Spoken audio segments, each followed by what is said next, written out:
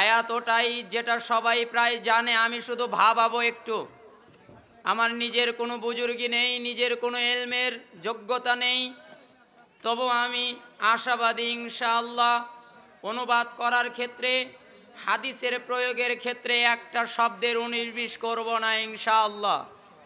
যেমনটি ইবনে মাজার 4 নম্বর হাদিসে রাসূল সাল্লাল্লাহু আলাইহি ওয়াসাল্লামের সাহাবী বলছেন, আনাবি জাফর কাল কানা ইযা সামিআ মির রাসূলিল্লাহি সাল্লাল্লাহু আলাইহি ওয়াসাল্লাম হাদিসা লাম ইয়াদুহু ওয়া লাম ইউকাসসির দুনাহু। আবু জাফর তিনি বলছেন, ইবনে উমর রাদিয়াল্লাহু আনহু রাসূল সাল্লাল্লাহু আলাইহি ওয়াসাল্লাম থেকে কোনো বাক্য শুনলে তিনি নিজের থেকে কম বেশি করতেন না।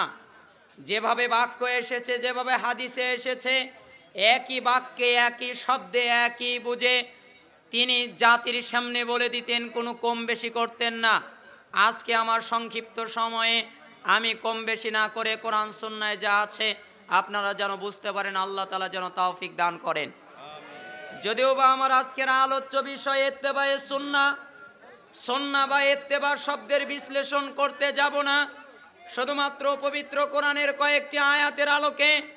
তার একটি আয়াত আল্লাহ সুবহানাহু ওয়া তাআলা বলেছেন সূরা নিসা 59 নম্বর আয়াতে, ইয়া আইয়ুহাল্লাযীনা আমানু, হে ঈমানদারগণ, আতিউল্লাহ, আল্লাহ তাআলার আনুগত্য করো, ওয়া আতিউর রাসূল, এবং তার রাসূলের আনুগত্য করো, ওয়া উলিল আমরি মিনকুম, তোমাদের ভিতরে যারা উলুল আমর, তোমাদের ভিতরে যারা ক্ষমতাশীল, তোমাদের ভিতরে যারা দায়িত্বশীল, তোমাদের ভিতরে যারা কথা বলতে পারে, তোমাদের ভিতরে যারা ফয়সালা দিতে পারে, তোমাদের ভিতরে যারা মুফতি, তাদেরও কথা শোনো। ফাইন তানাজাতুম ফি শাইইন ফারুদ্দুহু ইলাল্লাহি ওয়ার রাসূল, যদি দেখো উলুল আমরে মতভেদ হয়ে গেছে, আলেমে আলেমে মতভেদ, হুজুরে হুজুরে মতভেদ, শাসকে শাসকে মতভেদ, তাহলে মতানৈক্যের বিষয়টাকে আল্লাহর দিকে ফিরিয়ে নাও, অর্থাৎ কোরআনের দিকে ফিরাও। মতানৈক্যের বিষয়টাকে রাসূলের দিকে ফিরাও, অর্থাৎ হাদিসের দিকে ফিরাও। ইন কুনতুম তুমিনুনা বিল্লাহি ওয়াল ইয়াউমিল আখির, যদি তোমরা সত্যিকারভাবেই আল্লাহে বিশ্বাসী হও, যদি তোমরা সত্যিকারভাবেই আখিরাতে বিশ্বাসী হও, যালিকা খায়রু আহসানু তাওয়িলা, সমাধানের ভিতরে এটা সবচেয়ে উত্তম সমাধান। অর্থাৎ তোমাদের হুজুরে যদি ইখতিলাফ ঘটে যায়, ইখতিলাফকে মেনে নিও না, কারো দলে যেও না, কারো কথাকে মেনে নিও না, কারো তরিকাকে একেবারে সত্য মনে করো না। মতভেদ দেখলে তোমরা যদি মুমিন হও, তোমরা যদি ঈমানদার হও, ইখতিলাফকে কোরআন এবং সুন্নাহর দিকে ফিরিয়ে দাও। যদি তোমাদের ইখতিলাফ কোরআন আর সুন্নাহর দিকে ফিরে না যায়, যদি তোমাদের ইখতিলাফ কোনো ইমামের দিকে ফিরে যায়, যদি তোমাদের কোনো ইখতিলাফ কোনো দলের দিকে ফিরে যায়, যদি তোমাদের কোনো ইখতিলাফ কোনো ব্যক্তির দিকে ফিরে যায়, তোমরা আল্লাহও বিশ্বাস করনি, তোমরা আখিরাতেও বিশ্বাস করনি, তোমরা বেঈমান। যদি আনুগত্যের দিকে 19-20 হয়ে যায়, রাসূল সাল্লাল্লাহু আলাইহি সাল্লামের দিকে মতানৈক্য দেখলে ফেরানো না হয়, তাহলে ঈমানের সমস্যা ঘটে যায়। আল্লাহ তাআলা বলছেন সূরা আলে ইমরানের 31 নম্বর আয়াতে, কুল, হে নবী আপনি বলুন, ইন কুনতুম তুহিব্বুনাল্লাহ ফাত্তাবিউনি ইউহিব্বুকুমুল্লাহ ওয়া ইয়াগফির লাকুম যুনুবাকুম ওয়াল্লাহু গফুরুর রহিম। হে নবী তুমি বলে দাও, যদি তোমরা আল্লাহর ভালোবাসা পেতে চাও, দাবি করো আল্লাহ আমাকে ভালোবাসুক, আমি আল্লাহর ভালোবাসা পাবো, তাহলে ফাত্তাবিউনি, আমি নবীর ইত্তেবা করো।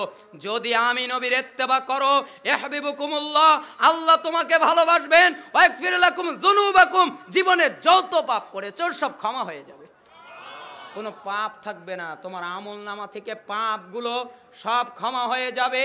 যদি আমার ইত্তেবা করো, আমার ইত্তেবা শুধু রফুল ইদাইনে নয়, আমার ইত্তেবা শুধু জোরে আমিনে নয়, আমার ইত্তেবা শুধু সূরা ফাতিহা পড়া নয়, আমি যা বলেছি, আমি দিয়েছি আকীদা, আমার আকীদা নিতে হবে, আমি দিয়েছি তাওহীদ, আমার তাওহীদ নিতে হবে। যদিও বা আমার আগে অনেকেই তাওহীদ নিয়ে আলোচনা করেছেন, অনেকে সুন্নাত নিয়ে আলোচনা করেছেন, অনেকে অনেক বিষয়ে কথা বলেছেন, এক বাক্যে এক কথায় তাওহীদ হচ্ছে একমাত্র, শুধুমাত্র, কেবলমাত্র, আর কারো জন্য নয়, ওটাই তাওহীদ। একমাত্র ইবাদত কার? একমাত্র দান কার জন্যে? একমাত্র আলোচনা শুনবো কার জন্যে? হাসেন কেন? হাসেন কেন জানেন না? রাসূল সাল্লাল্লাহু আলাইহি ওয়াসাল্লাম বলছেন, ওয়ালা তুকসিরিদ দাহিক ফাইন্না কাসরাতাদ দাহিক তুমিতুল কলব। যখন কেউ অধিক হাসে তখন তার অন্তর মরে যায়। সাবধান, অতিরিক্ত হাসবা না, বেশি হাসবা না, কোনো কথায় হাসবা না। যদি বেশি হাসো তাহলে অন্তর মরে যায়। অতিরিক্ত হাসার কারণে হৃদয় মরে যায়।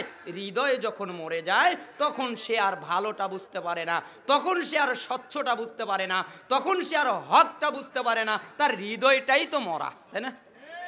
মরা হৃদয়ে কিছু বোঝা যায়? হাসবেন কেন? হাসবেন না, কোনো কথায় হাসবেন না। সে যেই হোক না কেন, যত হাসানোর চিন্তাই করুক না কেন, যতই হাসার কথাই বলুক না কেন, হাসবেন না জীবনে। আমার একটা লেকচার আছে, এটা শুনে নেবেন, আল্লাহ তাআলা তৌফিক দান করুন। এরপরে আল্লাহর নবী থেকে একটা হাদিস, এই হাদিস বুঝলে আজকে ইত্তেবায়ে সুন্নাহ বুঝতে পারবেন। সহিহ বুখারীর ৭২৮০ নম্বর হাদিস। আন আবি হুরায়রা রাদিয়াল্লাহু আনহু قال, আবু হুরায়রা রাদিয়াল্লাহু আনহু তিনি বলছেন, ক্বালা রাসূলুল্লাহ সাল্লাল্লাহু আলাইহি ওয়াসাল্লাম, রাসূলুল্লাহ সাল্লাল্লাহু আলাইহি ওয়াসাল্লাম বলেছেন, কুল্লু উম্মতি ইয়াদখুলুনাল জান্নাহ ইল্লা মান আবা। আমার যত উম্মত আছে কেউ বাকি থাকবে না, সবাই জান্নাতে যাবে, ইল্লা মান আবা, আমাকে মানে না যারা, তারা ছাড়া। বলেন তো কে জান্নাতে যাবে? যত উম্মত আছে সবাই জান্নাতে যাবে, কেউ বাকি থাকবে না। মুহাম্মদ সাল্লাল্লাহু আলাইহি সাল্লামের যতগুলো উম্মত আছে পৃথিবীতে সবাই জান্নাতে যাবে, কেউ বাকি থাকবে না। শুধু সেই যাবে না যে আমাকে স্বীকার করে না। সে বলে আমি মুহাম্মদকে বিশ্বাস করি না, সে বলে আমি জান্নাতকে বিশ্বাস করি না। এই লোক ছাড়া সবাই জান্নাতে যাবে। তখন সাহাবায়ে কেরাম বললেন, কিলা মান ইয়াবা, কিলা ওমান ইয়াবা, হে আল্লাহর নবী সাল্লাল্লাহু আলাইহি সাল্লাম, আবার আপনাকে অস্বীকার করলো কে? কে বলল জান্নাতে যাব না? আল্লাহর নবী বললেন, মানা তো আনি দাখালাল জান্নাহ, যে ব্যক্তি আমার আনুগত্য করলো ও জান্নাতে চলে গেল। ওমান আসানি ফাকাদ আবা, যে ব্যক্তি আমার অবাধ্যতা করলো ওই আমাকে অস্বীকার করলো। আমি বলেছি সুদ খেও না, ও সুদ খেলো কেন? আমাকে স্বীকার করে না তাই খায়। আমি বলেছি ঘুষ খেও না, ও খেলো কেন? আমি বলেছি ব্যবসায় কম দিও না, আমি বলেছি ওজনে কম দিও না, আমি বলেছি বেপরদায় চলো না, আমি বলেছি নিষাদার দ্রব্য পান করো না, আমি বলেছি বিদাত করো না, আমি বলেছি আমার ইত্তেবা করো, আমি বলেছি ফাইন্নাহু মান ইয়াশ মিনকুম বাদি ফাসায়ারা ইখতিলাফান কাসীরা ফাআলাইকুম বিসুন্নতি ওয়া সুন্নাতিল খুলাফাইর রাশিদিন আল মাহদিয়িন আদু আলাইহা বিন নওয়াজিজ। আমি নবী বলেছি যখন আমি তোমাদের মাঝে থাকবো না, আমি মৃত্যুবরণ করব, তখন আমার পরে তোমরা ইখতিলাফ দেখতে পাবে, তোমরা মতভেদ দেখতে পাবে, একজনের সাথে আর একজনের মিল পাবে না। ওই সময়ে তোমাদের উপরে আবশ্যক হচ্ছে আমার সুন্নাতকে আঁকড়ে ধরা, তোমাদের উপরে আবশ্যক হচ্ছে আমার খোলাফায়ে রাশিদিনের সুন্নাতকে আঁকড়ে ধরা। মারির দাঁত দিয়ে কামড়ে শক্ত করে আঁকড়ে ধরবা। আমি বলেছি সুন্নাত আঁকড়ে ধরতে, তুমি বিদআত আঁকড়ে ধরলা কেন? আমি তোমাকে দিয়েছিলাম দুরূদ পড়ার কথা, তুমি মিলাদ পড়লে কেন?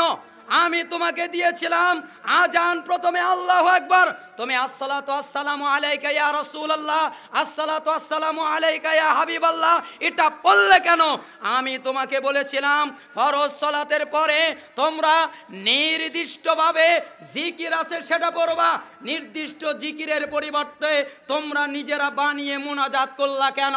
আমি তোমাদের বলেছি যখন মজলিস শেষ হয়ে যাবে সুবহানাকাল্লাহুম্মা ওই দোয়া পড়বে, এটার পরিবর্তে মুনাজাত করলে কেন? আমি বলেছি দিবস পালন করবে না, তুমি করলে কেন? আমি যত আদেশ করেছি, আমি যত নিষেধ করেছি, এগুলো যারা ত্যাগ করে ওরা আমার নবীকেই ত্যাগ করে। আপনি বলেন আমি মুহাম্মদ সাল্লাল্লাহু আলাইহি সাল্লামকে খুব ভালোবাসি, এ কথা ঠিক নয়। রাসূল সাল্লাল্লাহু আলাইহি সাল্লাম বলছেন লা ফালা ওয়া রাব্বিক লা ইউমিনুনা হাত্তা ইউহাক্কিমুকা ফীমা শাজারা বাইনাহুম সুম্মা লা ইয়াজিদু ফি আনফুসিহিম হারাজাম মিম্মা কাদাইতা ওয়া ইউসাল্লিমু তাসলিমা।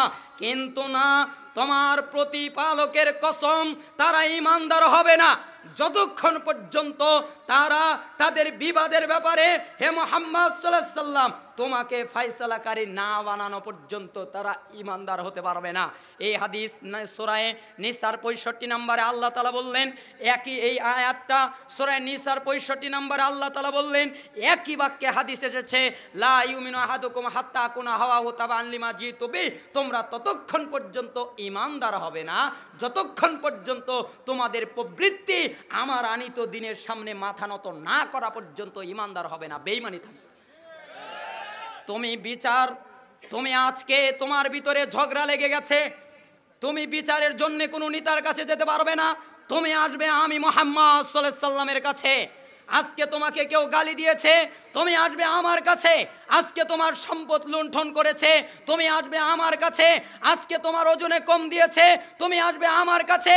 আজকে তোমাকে মেলেছে, তুমি আসবে আমার কাছে।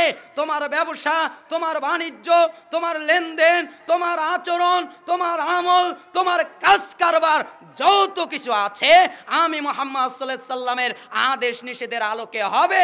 যদি না করো তুমি আমাকে স্বীকার করোনি। একটা লোক আছে না, দোস্ত এই রাস্তা দিয়ে যেও না, কেন? এই রাস্তায় বসে আছে একটা শত্রু, তুমি গেলে তোমাকে মারবে। দোস্ত এই রাস্তায় যেও না, কেন? এই রাস্তায় বসে আছে বিশাল অজগর সাপ, গেলে তোমাকে দংশন করবে। এই লোকটা আর ওই রাস্তা দিয়ে কখনো যাবে না। অথচ এই একই ব্যক্তি তার বন্ধুর কথাকে যত বিশ্বাস করেছে মুহাম্মদ সাল্লাল্লাহু আলাইহি সাল্লামকে তত বিশ্বাস করেনি। তিনি বলেছেন, শিরিক করো না, ওয়া ইন কুতিলতা ওয়া হুররিকতা, তোমাকে যদি হত্যা করা হয়, আগুনে জ্বালানো হয়, তবু করবা না। তিনি বলেছেন নিষাদার দ্রব্য পান করবা না। তিনি বলেছেন বিদাত করবা না। এজন্যই তো আব্দুল্লাহ ইবনে মাসউদ বলছেন, আল ইকতিসাদু ফিস সুন্নাহ আহসানু মিনাল ইজতিহাদি ফিল বিদআহ, অনেক বিদাত নিয়ে গবেষণা করার চাইতে অল্প সুন্নাতে মধ্যম পন্থা অবলম্বন অনেক উত্তম। বিদাত এত করার চেয়েও বেশি ইবাদতের ভিতরেই কল্যাণ নাই। কল্যাণ আছে মুহাম্মদ সাল্লাল্লাহু আলাইহি সাল্লামের ইত্তেবার ভিতরে। ওই লোকটা মনে করেছে আল্লাহুম্মা সাল্লি আলা সাইয়্যিদিনা মাওলানা মুহাম্মদ পড়লেই মনে হয় মহানবীকে মহাব্বত করা হয়। আর এক লোক মনে করেছে বালাগাল উলাবি কামালি কাশাফুদ্দুজাবি জামালি পড়লেই নাকি নবীকে মহাব্বত করা হয়। আর এক শ্রেণীর লোক বলেছে যে যখন মিলাদ পড়া হয় তখন মাথায় কিছু বসে লাগিয়ে মিলাদের অনুষ্ঠানে বসলেই মহাব্বত করা হয়। আর একজন বলেছে আমি নবীকে খুব ভালোবাসি, ওই রিকশাওয়ালার মতো। রিকশাওয়ালা রাস্তায় গেছে, রিকশা চালাতে চালাতে অ্যাক্সিডেন্ট করেছে, পায়ে রক্ত বের হচ্ছে, বাসায় এসেছে, বউ তাকে বলছে, স্বামী গো আমি কিন্তু তোমাকে খুব ভালোবাসি, স্বামী গো আমি কিন্তু তোমাকে খুব ভালোবাসি। রক্ত যে বন্ধ করতে হবে এই কথা স্ত্রীর মাথায় নাই, খালি বলছে স্বামী গো আমি তোমাকে খুব ভালোবাসি। একই বক্তব্য ওই লোকটার মতো, নবী গো আমি তোমাকে খুব ভালোবাসি। কিন্তু নবী যখন কোনো আদেশ নিষেধ করেন তখন নবীকে ঘৃণা করি আর ভালোবাসি না। আপনার বস যদি আপনাকে বলতো, আপনাকে রুটিন দিয়ে দিয়েছে তুমি এইভাবেই পরিচালিত করবে, আপনি আপনার বসের কথার 19-20 করেননি কেন? আপনি আপনার বসকে সম্মান করেন, ভালোবাসেন দেখে।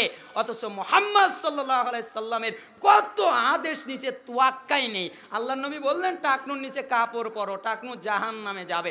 আল্লাহর নবীর কথা তো বিশ্বাস হয় না, জাহান্নাম কি আছে নাকি? আল্লাহর নবী বললেন পিতামাতার অবাধ্য হও না, আল্লাহর নবী বললেন শিরিক করো না। আল্লাহর নবীর যত আদেশ নিষেধ একটাও পালন হলো না, তাহলে মুহাম্মদ সাল্লাল্লাহু আলাইহি সাল্লামের ইত্তেবা, কথা মনে হয় বোঝাতে পারলাম না। তাহলে আমি বেশি দিকে যেতে চাচ্ছি না, যদিও বা আমার এই সময় আলোচনার সময় না। আমি তো ছোটোখাটো মানুষ, এলেম নেই, বিদ্যা নেই, বুদ্ধি নেই। তবে আমি আল্লাহে আল্লাহর কসম এটা আমি খুব ভাবি যে আল্লাহ সুবহানাহু ওয়া তাআলা যদি কোনো বক্তব্য তিনি বলে থাকেন, রাসূল সাল্লাল্লাহু আলাইহি সাল্লামের কোনো বক্তব্য যদি আমি বলি, তখন আমি বারবার ভাবি কিভাবে। কারণ আমি জানি এই বক্তব্যর ময়দান জাহান্নামে যাওয়ার শর্টকাট রাস্তা বক্তাদের জন্যে। কেন? বক্তারা যা বলছে তা তারা নিজেরাই করছে না। এখন আমি যদি কোনো কথা বলি আর তার উপরে যদি আমি না চলি, তাহলে তো আমি জাহান্নামে চলে যাব। এই জন্য এটা বক্তাদের জন্য খুব শর্টকাট রাস্তা। আপনারা দোয়া করবেন আল্লাহ সুবহানাহু ওয়া তাআলা যেন আমাকে আল্লাহ তাআলার দ্বীনের জন্য কবুল করে নেন। যদিও বা আমি আল্লাহ তাআলার জন্য নিজেকে ওয়াকফ করে দিয়েছি, আপনারা অবগতি আছেন, অনেক দিন বলেছি যে আল্লাহ সুবহানাহু ওয়া তাআলার জন্যে, তিনার দ্বীন বোঝার জন্যে যত ত্যাগ স্বীকার করতে হয় তাতে আমি পিছুপা হব না। তবে কোরআন এবং সুন্নাহর বিশুদ্ধ জ্ঞান অর্জন করার জন্য অবশ্যই নিজের জীবন থাকা অবধি পর্যন্ত খেয়ানত করব না। আপনারা দোয়া করবেন ইনশাআল্লাহ। যাই হোক, যদিও বা আমার আলোচ্য বিষয় ইত্তেবায়ে সুন্নাহ, যদি আমি আমার জায়গায় থাকতাম হয়তোবা আমি অনেক শর্ত নিয়ে এবং তার সংজ্ঞা নিয়ে আলোচনা করতাম। তো যাই হোক, যেহেতু শেষ পর্যায়ে, আর বিশেষ করে শেখ আব্দুর রাজ্জাক বিন ইউসুফ সাহেব হাফিজাহুল্লাহ, তিনি কথা বলার পরে মানুষ বসে থাকবে, এটা আশ্চর্য কথা। তো যাই হোক, আপনারা তারপরেও অনেকেই আসেন, আল্লাহ সুবহানাহু ওয়া তাআলা আপনাদেরকে কবুল করে নিন। এবং আমার এই ছোট একটা মেসেজের শেষ কথা হচ্ছে, রাসূল সাল্লাল্লাহু আলাইহি সাল্লামে ভালোবাসবেন নিজের জীবনের চাইতে বেশি। কার চাইতে বেশি? নিজের জীবনের চাইতে বেশি। মুহাম্মদ সাল্লাল্লাহু আলাইহি সাল্লাম হচ্ছে আপনার সবচেয়ে প্রাণাধিক বন্ধু। মুহাম্মদ সাল্লাল্লাহু আলাইহি সাল্লাম হচ্ছেন আপনার সবচেয়ে শুভাকাঙ্ক্ষী। মুহাম্মদ সাল্লাল্লাহু আলাইহি সাল্লাম হচ্ছেন আপনার সবচেয়ে প্রিয় ব্যক্তি, যার আনুগত্য ছাড়া বাঁচার কোনো পথঘাট নেই। আমরা যেন মুহাম্মদ সাল্লাল্লাহু আলাইহি সাল্লামের ইত্তেবা করতে পারি, আল্লাহ তাআলা সেই তৌফিক আমাদেরকে দান করুন এবং আমাদের এই প্রোগ্রামটাকে কবুল করে নিন। আমার কোনো কথায় ব্যথিত হলে আপনারা ক্ষমা করবেন। এই দাওয়া দাবি রেখে আমি এখানেই সমাপ্ত করছি। ওয়া আখিরু দাওয়ানা আলহামদুলিল্লাহি রাব্বিল আলামিন। আসসালামু আলাইকুম ওয়া রাহমাতুল্লাহি ওয়া বারাকাতুহু।